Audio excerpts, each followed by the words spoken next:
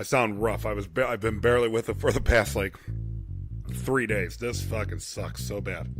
It's alright. I'm terribly sleep deprived right now, and awesome. Feel like garbage because of that. All right, so it's going to be a good show. Yeah, right? So let's knock this out. I can't think of a better time to be recording this podcast. Absolutely.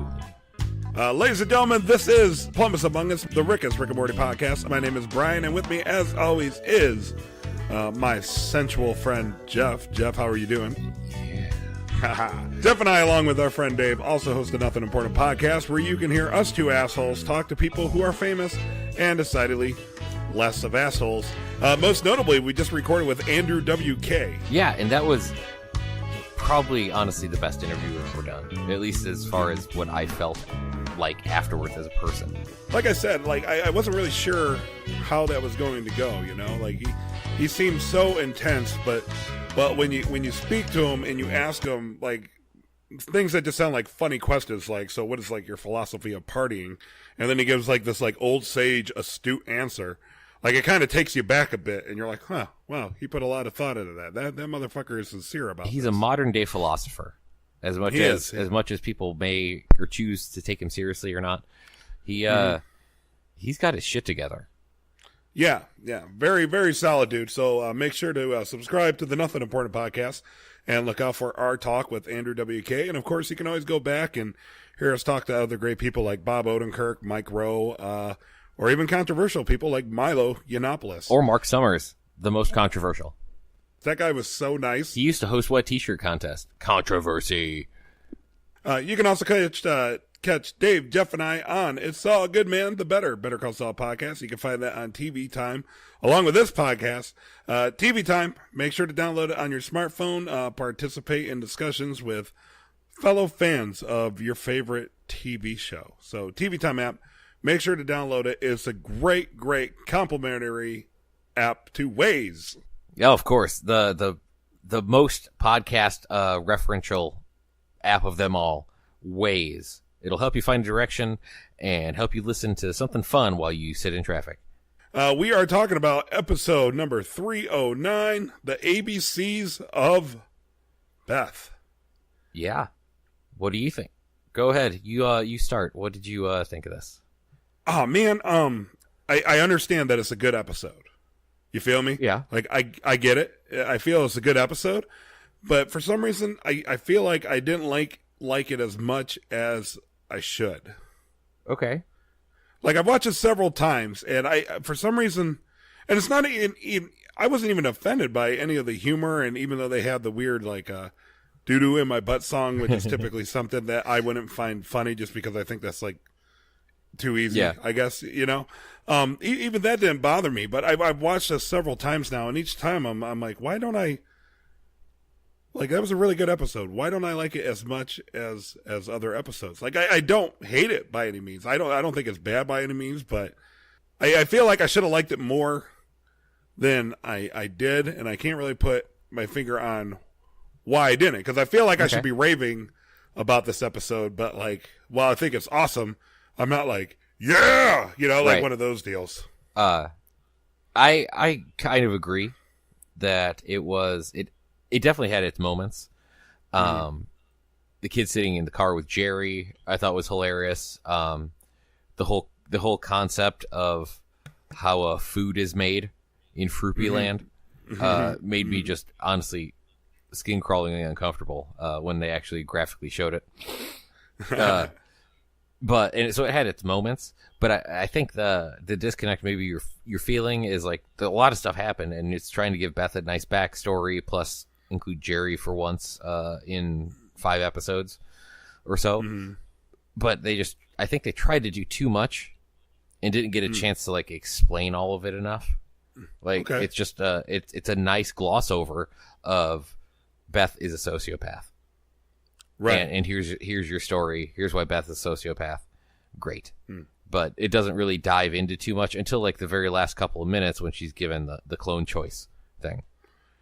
So right. Maybe that was how I came out of it. Yeah.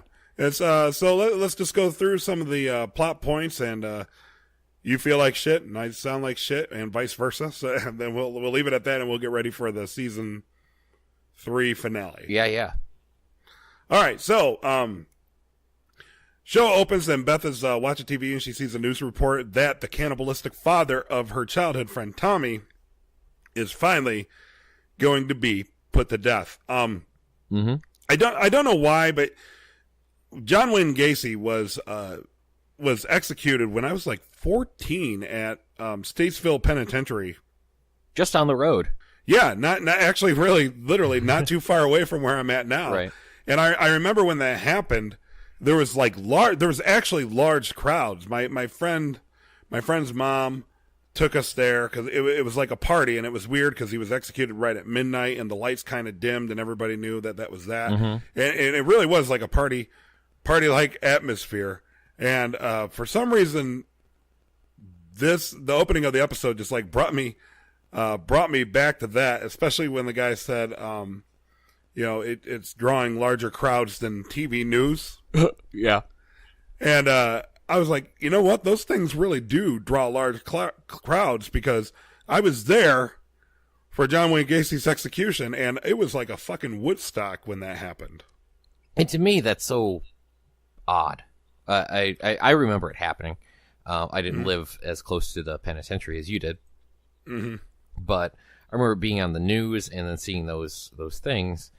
And even still today, as much as he was a monster of a person, I can't imagine going somewhere necessarily to like super party because someone's being executed. It's very medieval, or even 1800s, early 19th century, like people gather around the town square for someone to be guillotined or something like that. It's just not something I'm used to. So, I understand where you're coming from with that. It's just different. I don't think that would happen nowadays. I don't think that would happen at all nowadays. No, I mean, outside of like maybe the direct family involved or something like that, if it was a murder or something like that, I could see them having their tiny celebration about it, but not the like city-wide romance of it that it became. Right. I love the exchange between Beth and Summer, where Beth is, true crime bragging or whatever she was doing. Yeah. And she informs Beth it was very traumatizing, and Beth fires back, or Summer fires back with, bitch. Yeah. We get traumatized for breakfast. Yeah. And it's so true. Like, so self-referential by everybody getting hurt by anything. But that got a legitimate laugh from me. That was awesome. Yeah, not just the way it was said, but I mean, if you take the story here, Rick and Morty, obviously they're traumatized every day, like all the time, every day, based on what Rick does. But also as like social commentary, everything nowadays on 24-hour news cycle is completely blown up all the time. So you wake up and you watch the Today Show, and in between the cooking segment and like the fun puppies that are on there, they talk about all of the bombings and murders that happened overnight. Right. Yeah. So yeah. And one of the things I kind of likened it to is I'm not even sure if there's a term for it, but it also seems nowadays people want to be connected to a tragedy. Yeah, sure. You know what I mean? Like say there's, yeah, exactly. Thoughts and prayers. But there'll be a school shooting somewhere, and somebody will be like, oh my God, my aunt lives 25 miles away from there. And it's like, oh, so your aunt lives nowhere near where that fucking happened? Right. Like, so why are you so upset? Oh my God, that happened 3 states away. Oh, yeah. Wow. I mean, shit, that's almost the same time zone. Yeah. I can't believe. That was like the same time here that happened. Right.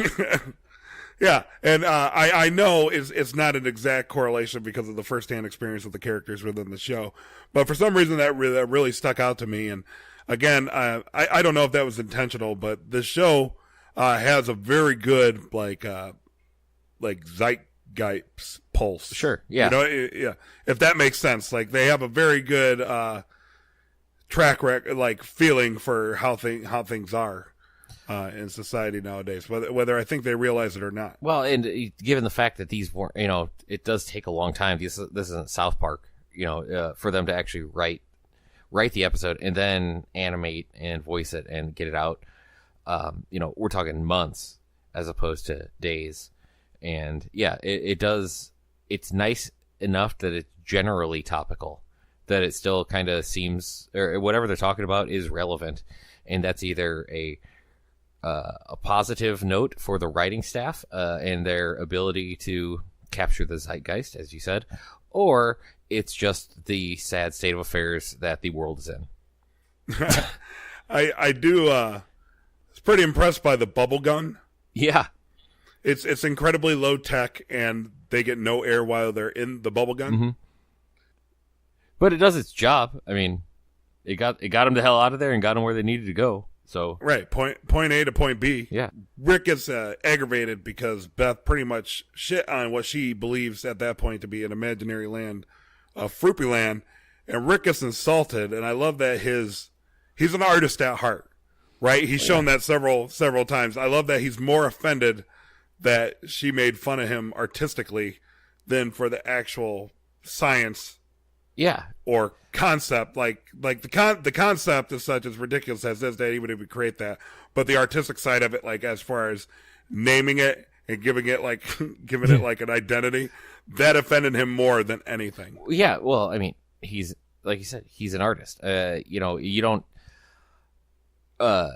create something and not take care of it, you know, or put time and effort into it and make it feel like it's your own, no matter what it is. And, you know, people don't like their stuff that they put a lot of time and effort shit on. And, you know, whether another piece I think that needs to point out is that, you know, this is something he made for Beth, you know, so he did put some heart into it. Right. It was a gift. Right. Damn it. Quit being ungrateful. Fucking kids. I know. Seriously. Jerry apparently knows French. Yeah, at least some. He's got his swag back. He's got his groove back. Well, of course. I mean, wouldn't you? At this point, when you had a 3-boobed alien now that you're banging?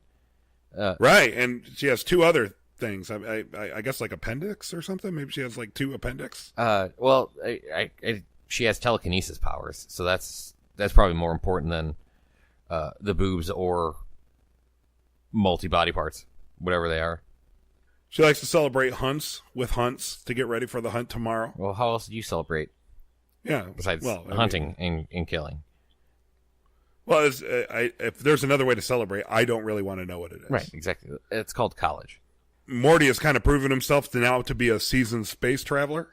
He's gaining experience, and he's very savvy, intergalactically savvy. Yeah, and now he can just rattle off things about different species that he hears about, because we see it right away when they first meet, and he's kind of freaked out about it just because he knows the way of their people. And then later on at the sushi restaurant, when they claim to be soul partners or whatever it is, or then he gets really freaked out because he knows what that means in their language. So yeah, he's quite the seasoned galactical or dimensional veteran, I guess to say. Yeah, Hyman Cholo. Yes, Hyman Cholo. We cuts back and we get to see Tommy, the person, the subject that sets us all in motion, Beth's childhood friend, and apparently he's now the king of Fruity Land, and looks good in a pair of cut-off jean shorts. Oh yeah, and looking like a homeless person. Just to point out too, just before that, Rick got his arm ripped off. Yeah, can't forget about that. That's pretty important. Yeah, and he has like the cool it cauterizes and extends an arm. Yeah, it took like when they take those ice samples, like a core sample of ice or a tree or something like that. It was able to take that out of a weird mutant genetic bird thing, whatever, that ripped it off. And that's how they figured out, guess what? There's actually a person here. Because it doesn't match the DNA that Rick created. Of course, he's going to know by the back of his hand, or like the back of his hand. What do you think of that whole robot arm thing? I thought it was kind of a cheap out, realistically. Yeah. And we found out earlier this season that Rick is very augmented. Yeah, augmented. That's a good way to put it. I was going to say, has a lot of android parts, but very augmented is a better way to say that. Mm-hmm. Without anybody knowing previously, which is fine, I guess. I mean, he's been doing this for God knows how long, doing these travels and such. But to just have like to blow off having your arm ripped off and just kind of seal it back up and then everything's cool. Yeah, I thought was kind of meh. Yeah, see, I kind of, I think I've stated this before when we found out that he has all the cybernetic enhancements and such. Like, I kind of like the idea that just through sheer experience and knowledge that he's able to hold his own. Yeah, you know what I mean? I kind of liked the idea that he didn't have any like internal implants, that he had to like either craft a tool or just use cunning and know-how and his uncommon aggression and strength for a man his age to survive whatever danger his general he's in. rickness. Yeah, right. Like I you know, to me, and I don't think I expressed this as well, like when we talked about this last time, but to me, that's kind of what made him the Rickest Rick, right? Is out of all the Ricks, he's legitimately the smartest, and he's legitimately the most badass. So he can do like all these like fantastical feats of strength that, you know, somebody in their 20s couldn't pull off. And this season they're kind of doubling down on, and now he has all these crazy robot parts. And I'm not really sure I like that part of the character. It takes the fantasy out of it. It takes the imagination stretch, or the you know, what you're willing to put in. Okay, I get the whole cartoon is fucking crazy. I'm not ignorant to that. But if you're taking it as truly a 70-year-old man is being able to jump around and do all these things and drink as much as he does and party like he does and do all that, then it makes the character a lot more fun than to know that he's like a quarter robot or a third robot or something like that. You know, because then what hope do I have when I get to that age? I would have liked, I would have been cool if they did another cool sequence where his arm got broke and he created some sort of structure around it to where it basically gave him his appendage back. Yeah, like a splinty type thing. Yeah, you know, and I didn't even mind the whole Pickle Rick thing where he basically created exoskeletons, like, because I mean, I guess he started off as a pickle and then went from there. Yeah, you know. Yeah, like that didn't bother me as much, but when they're doing the whole like, hey, this guy's now part cyborg thing, I really don't like that aspect of the character. And it was just like an instant fix too. Like there was no consequence to it at all. Yeah, it was just okay. Like people get their arms ripped off, neat. Yeah. So I hope they kind of back off of that in the future. Like I'd like to see less of that. Yeah, because I feel like you said, it's kind of a cheap out, you know. And I get that he's supposed to be, you know, this crazy genius that can do pretty much anything he wants, but I think there'd be. It's like what eventually made Superman boring, right? Like at first, Superman couldn't fly. He could run fast and he could jump high. Yeah, and he was stronger than like 10 men or something, like whatever the fuck it was, you know. And now he's essentially a god, and then they try to find ridiculous ways to reel him back in to give him some conflict, like the whole Red Sun bullshit or kryptonite, you know what I mean? Like, it's amazing his planet exploded millions of light years away from Earth, and fucking somehow there's just like shards of kryptonite everywhere on Earth and easily accessible to Batman and just about any villain that Superman's ever fought. Right. It's amazing how much kryptonite is out there. Yeah, especially since he's walked all over the Earth and not been affected by any of it until it's like within 2 feet of him, but he doesn't know if it's been within 2 feet of him when he's just kind of walking around. It's like that stupid Signs movie where water is the weakness of the aliens. And I'm like, they didn't think it'd ever fucking rain or like be foggy. like what about the dew on the grass? They can't walk on it. No, they have to wait till like 10 or 11 in the morning to be able to do anything outside.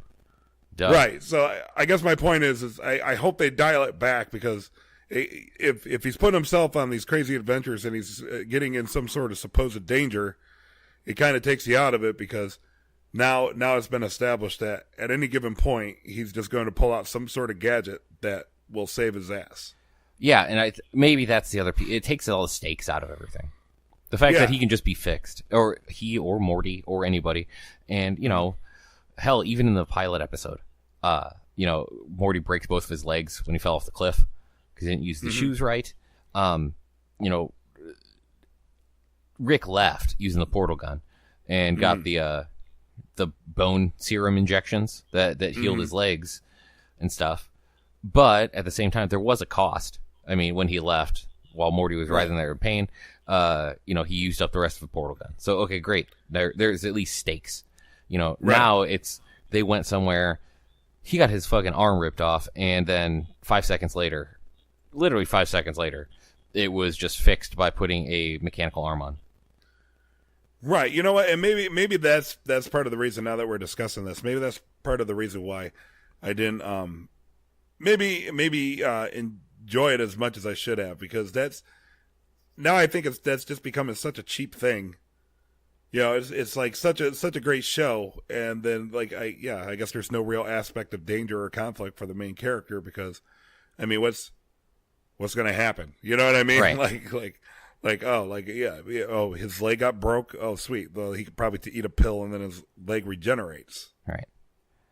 Yeah. All right. Well, anyway, people who do suffer consequences would be the offspring of Tommy. After he rapes whatever animals were put into Fruity Land by Rick. Who was the voice of Tommy? Was that Dan Harmon? It kind of sounded like him, but I'm not sure. I also thought it was like David Cross there for a while. David Cross was the aliens in season 1. Yeah, like episode 4 or something like that. Where it was the scam artist. Yeah, exactly. Yeah, the scam artist.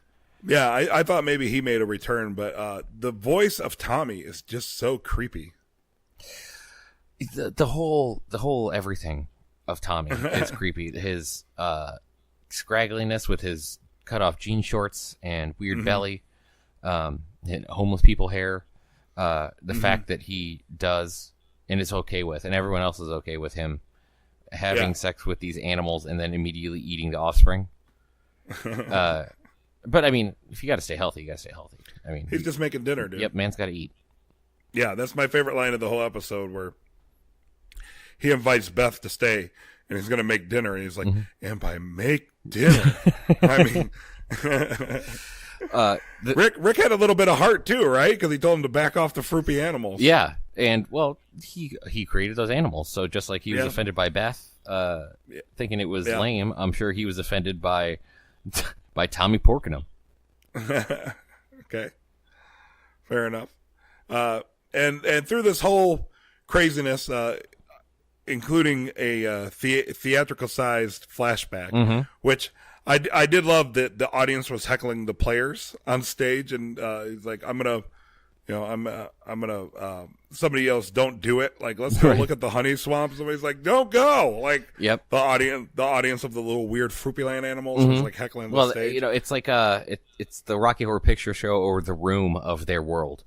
They've seen it so many times and just enjoy the story so much that they have to feel they have to participate. Right. It's very much like the Ba Ba Ba's in Sweet Carol. Everybody has to do that, even though that's not part of the original song. Right. So through this whole ridiculous backstory, we find out that Beth is just kind of a bitch. Not only just evil a bitch, but an evil, a straight up sociopath. Even worse than I would say than Rick is. Right. She's honestly, you get the point of why Rick created this world for her to live in, because it was not only to protect her from other people, but it was to protect other people from her, and even Rick and his wife potentially from her. And he goes through the box of toys he had to make for her, which were pretty hilarious. There was 19 of them, just for the record. For some reason, I counted. There was 19 of them. Very nice. But they kept going on forever. It definitely went past the rule of threes quite a few times. But there were a lot of good ones in there. I won't fault that. But the fact that he was trying not only to placate and make her feel good by doing this stuff for him, but also having the sense to realize it's like raising a monster, essentially. That it's their monster, and they don't think it's going to be bad if it, they don't want it to get out, but they don't want anyone to do harm to it, because it will get out and kill somebody. It's like when I guess one of those movie things where they lock the weird kid in a bedroom or in the basement or in the attic or something like that to protect them, to protect people from it and it from people. Mm-hmm. Yeah, it was good. It was good to see them acknowledge Beth's intelligence and kind of make the connection to Rick in that way too. Yeah. Because it all comes out like apparently she's probably close to an intellectual equal with Rick, which makes it more awesome. Her unfulfilled potential as a horse surgeon, right? And she gets a chance to defend herself and actually ends up killing some of the Fruitland animals. And she's like, "Oh my God, I'm my father." Yeah, and all it took was murder. Yeah, that's all. Yep. Just simple murder. Mm-hmm. It's close to home. Mm-hmm. Yeah, it's close to home. I remember the first time. Mm-hmm. Anyway, I guess while we're here, we might as well just cut back to talk about Jerry for a minute. So Morty figures out this is a bad idea real quick with the alien and the bonding that they do, and the fact that they're just hunting all the time. Yes. Summer eventually gets on board, especially after they go hunting for another time, and there's a bunch of murders, a bunch more murders. But then they find out that Jerry was just a rebound bro.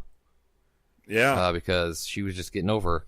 And Summer had to have a very stern talk with Jerry in the car. And I very much did enjoy that section.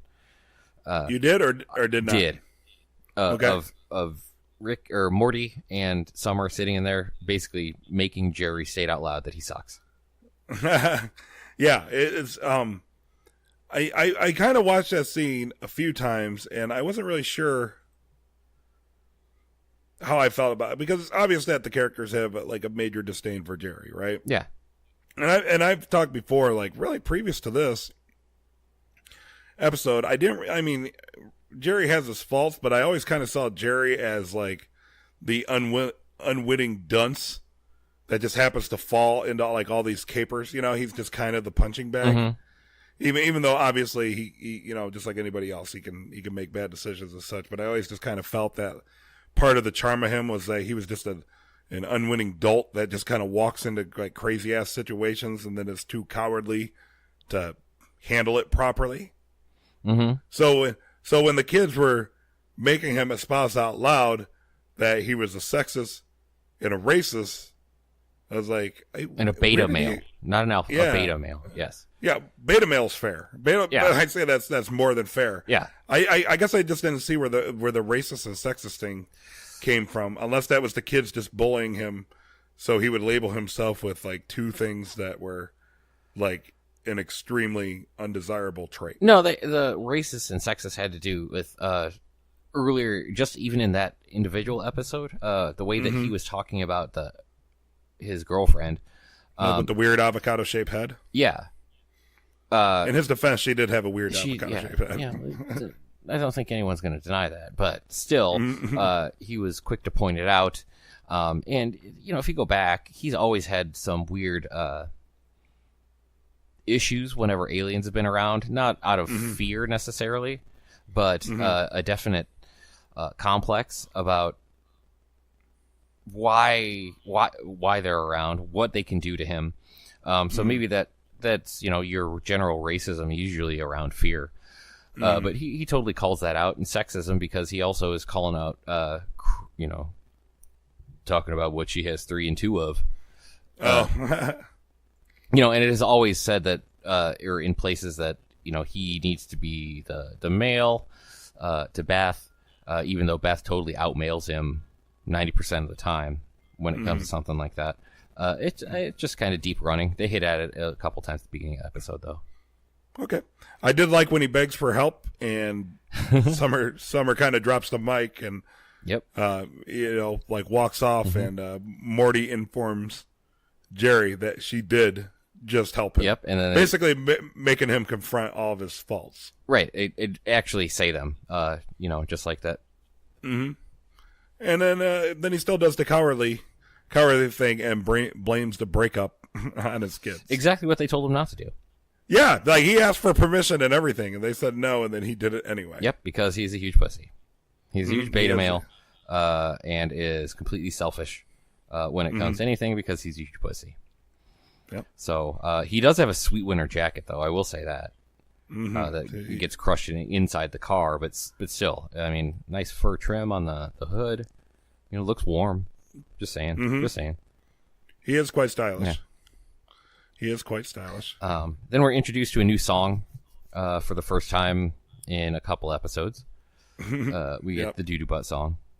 Yeah, I rolled my eyes, but like I smirked at it just because if it was written intentionally like that, like if somebody sat down with a pen and piece of paper and wrote that song for that scene, I'd probably be somewhat aggravated and be like, man, that is such a cheap fucking joke.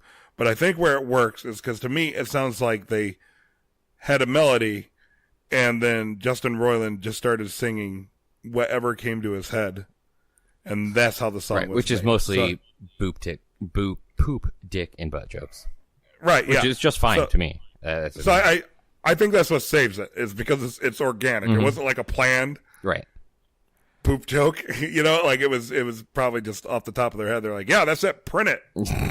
Let's get out of here. Thing. Yeah, let's get this thing on wax. But then we're also, I mean, that's when Beth comes back with a finger. Yeah. In an attempt to try to make things right for things that she and Rick did in the past. They were going to try and clone Tommy because she kind of had to murder Tommy. Yeah. Well, Tommy gave her the finger. Well, yeah, exactly. Yeah. Get it? Yeah. But this is where we actually get a connection between Rick and Beth for the real first time. They actually do things together as father-daughter. And he kind of I mean, they said it to other like intergalactic characters in the past, the whole infinite worlds with infinite Mortys and such. And I think this is the first time where it's been stated that he's actually expressed that to the family themselves. Yeah, that they all know it. So either that she's just kind of picked up on it subtly, between just the way that it happened, or finding out that maybe, you know, earlier this is not his first world he's lived in. You know, or Rick said it in passing, or Morty said it in passing to Summer at least once. I do know that. Maybe she's just paying attention to the details and knows what's going on. You know, I guess that's true because Morty did explain to Summer how their corpse were in the backyard. Right. And how nothing matters, and that for whatever reason puts her at ease. But I don't know. I guess I was surprised to know that Beth knew that, but I guess if Beth is an intellectual equal or close to an intellectual equal with Rick, I guess she probably would have picked up on that. Yeah. But then we get kind of the penultimate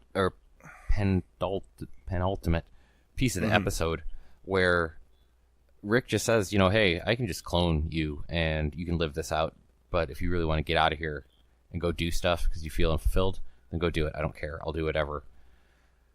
Yeah. And kind of a way to say, I just want you to be happy. Yeah. That was, I was kind of going to say about that whole scene was, it was like heartwarming in the most methodically unheartwarming way possible. Yes. It was diabolically heartwarming.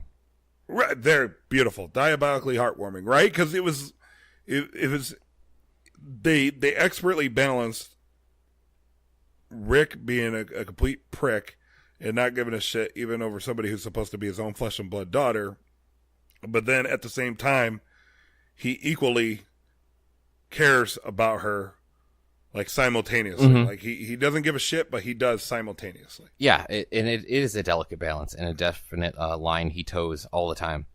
But I would agree that, you know, they were actually able to meet up on the same level. Yeah, you know, and for Beth to make her decision, which we don't know what that decision is. Yeah, they came to they came to an understanding. I've thought back and forth about this. Like, to me, it seemed like the obvious answer would be that Beth is so miserable that she took the out. Mm-hmm. Okay. But that seems like it'd be too obvious of an answer at the same time. Yeah, I can see what you're saying. That I don't know. I don't know what I think. I'm back and forth on it. I like what she says. Like, I know my answer, and she's standing there in front of the fridge with the pictures on it, looking at Summer and Morty.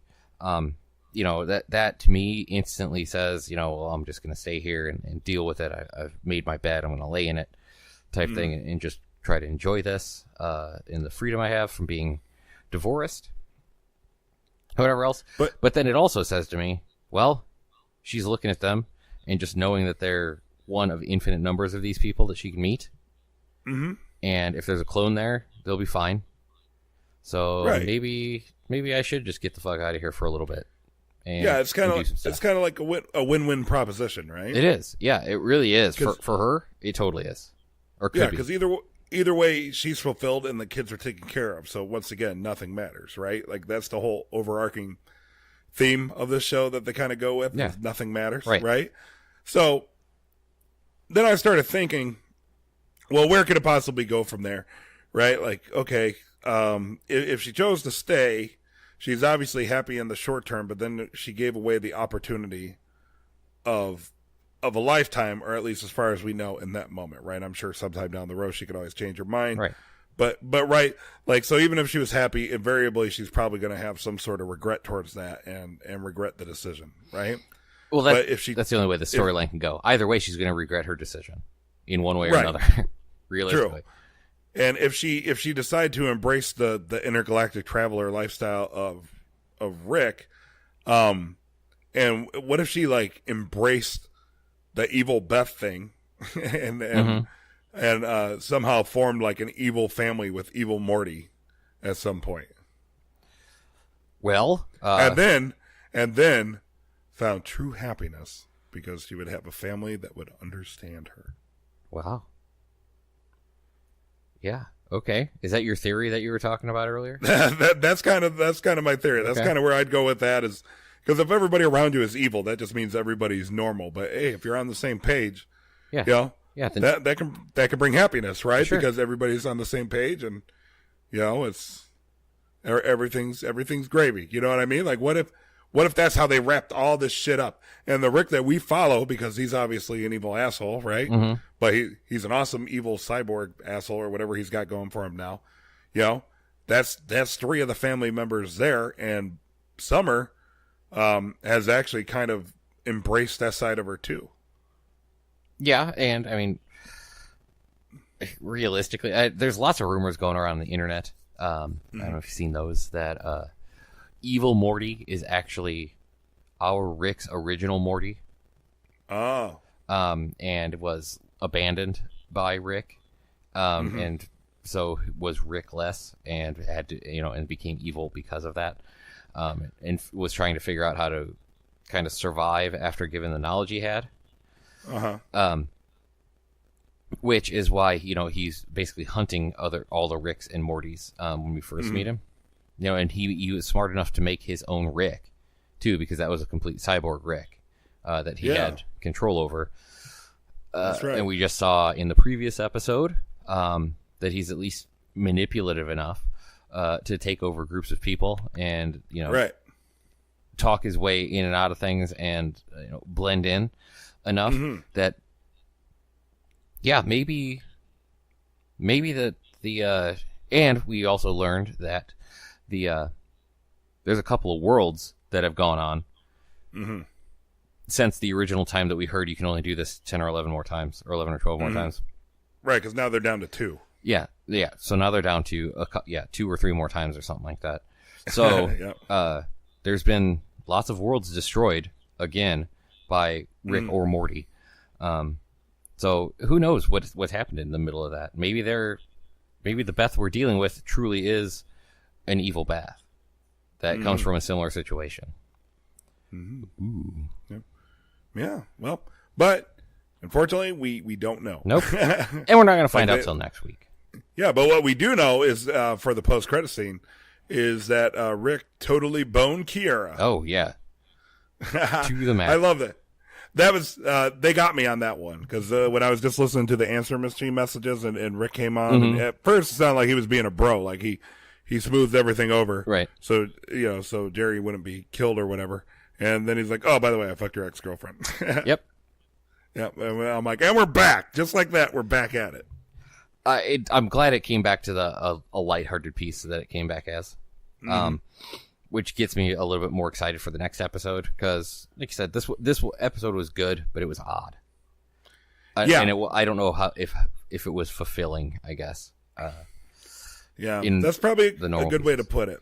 Yeah, because I'm totally cool with the cliffhanger. I'm totally cool with them leaving like a string out there for people to pull on, right? Like I'm totally cool with that kind of thing. And before The Walking Dead started to fucking blow dick, they used to do similar things. Like they leave like a thread out there and then revisit it like a season and a half later. Yeah. But and I guess Rick and Morty kind of did that too with Evil Morty, right? He was like in the first season, and then they never spoke of him until whatever episode this season. Yeah. So that doesn't bother me. I think my whole whatever took down any enjoyment to a lower level, because I really enjoyed this episode, but whatever knocked it down a few pegs was probably the whole cybernetic Rick shit. Yeah, I could see that souring the whole thing from the beginning, because it happened so soon, at the very beginning. Because the ending actually is pretty thoughtful and fruitful as far as the show goes. With the whole Beth cloning and then making her decision what she's going to do, if she wants to be a cloner or just hang around. That's the kind of stuff I enjoy about Rick and Morty. The middle part about raping animals and stuff, I enjoyed that, but it made me uncomfortable. I'll be honest. I don't usually get uncomfortable, but the hilarious creepiness they were able to amp it up with. Right. But that was kind of expected. Right. Maybe it was the same flavor bitterness for me, though, too, is the fact that everything just got an easy solve at the very beginning. Yeah, it's that's one of the things that makes the show so great is they have this like heavy emotional levity wrapped in this absolutely absurdity, like and it all comes together usually pretty well. But the taking the easy way out one too many times is, for example, I'd even probably be less irritated by that if they somehow scoped out the animals at first and then he prepared that in case he lost a limb. Okay. But that wasn't the way it was presented. The way it was presented was he just happens to have, he's like Batman. He just happens to have this like crazy gadget on him that can like do literally just about like even the weird crotch gun or the cybernetic neck implant actually made more sense because those are like armor. And if you're like Rick, like that would make sense that like he would have something. Yeah, like that you're gonna get, if you're Rick, you're gonna get kicked in the crotch a whole lot.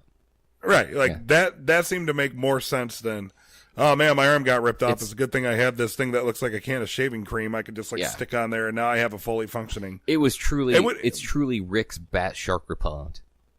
Yes, I wouldn't even been mad if it was just like a stick. You know what I mean? Like, or just like a cap, like just to like cauterize, and then or even something fruity, something from the land that he made that he fashioned, and it became like a temporary arm or something like that. Yeah, exactly. Or he had sex with one of those birds and then made an arm. Oh yeah, then ate it. Of course. And then they're not really any better than Tommy. Would they have been? Sometimes you have to sink down to that level in order to really get into their heads. Yep. So I guess that's where I'm at with that. That's now a few times this season where I've just like, man, I just wish he was an old guy again. Yeah. Like I just wish he was like an old badass, much like Jonathan Banks on Better Call Saul. Yeah. Just like an old badass who for some reason looks a lot older in the 1980s than he did in the 2000s. But whatever. I'm not a gerontologist. Exactly. Next week is the season finale. It's been 10 episodes already. Yeah, no, it seems to have flown by. It's 11 weeks because we had Labor Day in there. Don't forget that. Well, and then April 1st was the actual beginning of the season, and then it was another And then it was another months. it was another forever. But yeah, no, I am excited to see where this works out. The Rick, Cherry, and Morty date. So we finally, I say finally, like it was forever ago. It was only 2 weeks ago. But we get some, at least movement or possible resolution to the evil Morty storyline that came up 2 episodes ago in the Citadel. So I'm excited to see what actually happens. Sorry, I was trying to hold off the cough. Yeah, I don't know. See, and then here's another thing about this season. I feel like they've been so well with the misdirections that I feel like we're not going to get any closure on it at all. Like it's going to be another Atlantis episode where we're not going to get any closure on it. It'll probably be like Evil Morty signing a bill, and then they move on to some other wacky adventure, and nothing gets resolved about it. Yeah, I can see that too. But as long as Right? honestly, as long as it's entertaining, whatever. Yeah, that's true. Awesome. And Jeff and I will be here for reactions at the end of next week as well. So make sure to give us your reactions on Twitter at Plumbus Among Us, and check us out on iTunes and TV Time and all that good stuff. Make sure to check us out on It's All Good Man, the Better Call Saul podcast. You can find that on iTunes and TV Time as well. And, of course, look out for our chat with Andrew WK on the Nothing Important podcast. I'm actually really excited. I'm not really excited to hear how I sounded on that because I was, like, barely conscious the entire time. And his phone was cutting in and out every once in a while, too. So that was kind of poopy. But I'm excited to share the knowledge he gave with the world. And I say that sounds sarcastic the way I'm saying it. But truly, it made me feel good. The whole interview made me feel good afterwards. Yeah, the guy definitely has a unique perspective on life, and he definitely lives it to the fullest. And I guess that's all what all of us should strive for. Exactly. I guess when it comes down to it. Party. So, with that, thank you so much for listening this week. We will catch you next week, and I am too goddamn sick to make any joke about the movement. Well, good. So shut the fuck up about it then.